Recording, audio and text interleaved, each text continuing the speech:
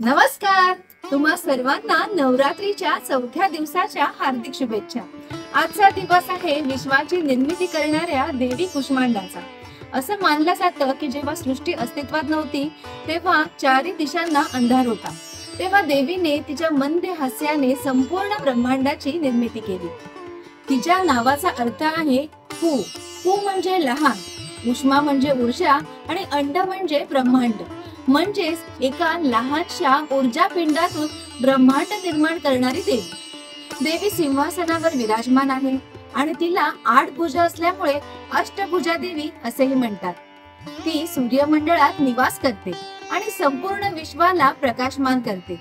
आजचा शुभ रंग आहे पिवळा, जो देवीच्या या तेजाचे, आनंदाचे आणि सकारात्मक ऊर्जेचे प्रतीक आहे।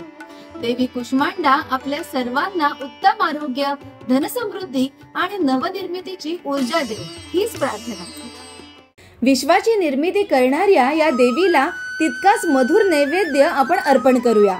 शास्त्रानुसार चौथ्या दिवशी देवी कुष्मांडाला मालपुआ या गोड पदार्थाचा नैवेद्य दाखवल्यास ती अत्यंत प्रसन्न होते आणि भक्तांवर धनधान्याची कृपा करते।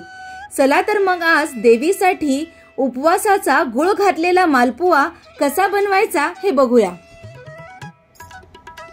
उपवासाचे मालपुए बनवण्यासाठी इथे मी पाऊण कप गुळ असा बारीक चिरून घेतलेला आहे, तो एका टोपात घेते।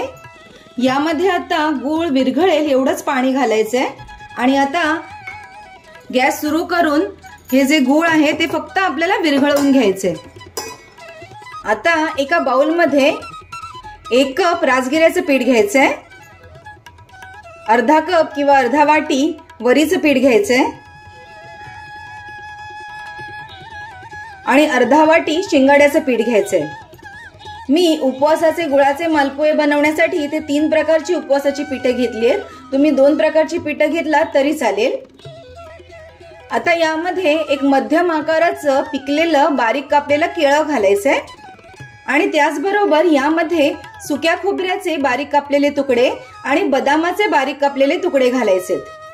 आता यामध्ये थोडी बारीक केलेली वेलची घालायची आणि हे जे गुळ विरघळवून आपण घेतलं होतं ते यामध्ये घालायचंय। हे आता व्यवस्थित एकजीव होईपर्यंत आपल्याला मिक्स करायचंय। मिश्रण थोडंसं असं मिक्स झालं की आता यामध्ये थोडं थोडं दूध घालून आपल्याला हे परत मिक्स करून घ्यायचंय। हे पहा, अशा पद्धतीने थोडं थोडं दूध घालून मी हे पीठ असं मिक्स करून घेतलेलं आहे। हे जे मालपुआचे पीठ आहे हे आपल्याला जास्त पातळही नाही करायचंय आणि जास्त घट्टही नाही करायचंय आणि यामध्ये जे केळं घातलं होतं ते ह्या पिठामध्ये अगदी व्यवस्थित असं स्मॅश करून घ्यायचंय। आता हे मालपुए आपण तुपावर छान फ्राय करून घेऊया।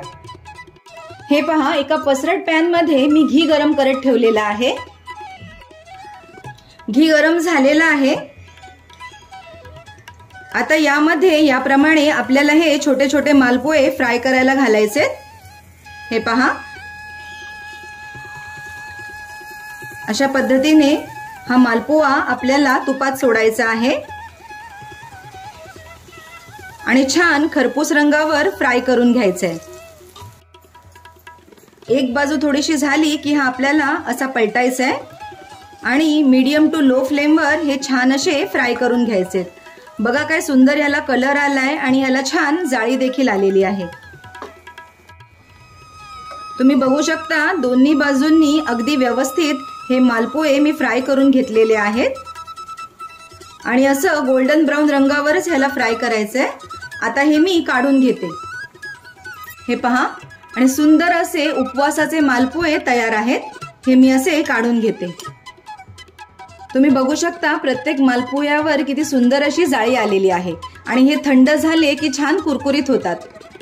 तर देवी कुष्मांडाच्या नैवेद्यासाठी आपले हे गरमागरम आणि रसरशीत गुळ घालून केलेले मालपुए तयार आहेत। हे गोड मालपुए देवीला श्रद्धेने अर्पण करा आणि तिच्याकडून उत्तम आरोग्य आणि धनसमृद्धीचा आशीर्वाद मिळवा। तुम्ही चौथ्या दिवशी देवीला कोणता बरं नैवेद्य दाखवता? आम्हाला हे कमेंट्समध्ये नक्की सांगा। व्हिडिओ आवडल्यास लाईक, शेअर आणि चॅनलला सबस्क्राईब करा। शुभ नवरात्री।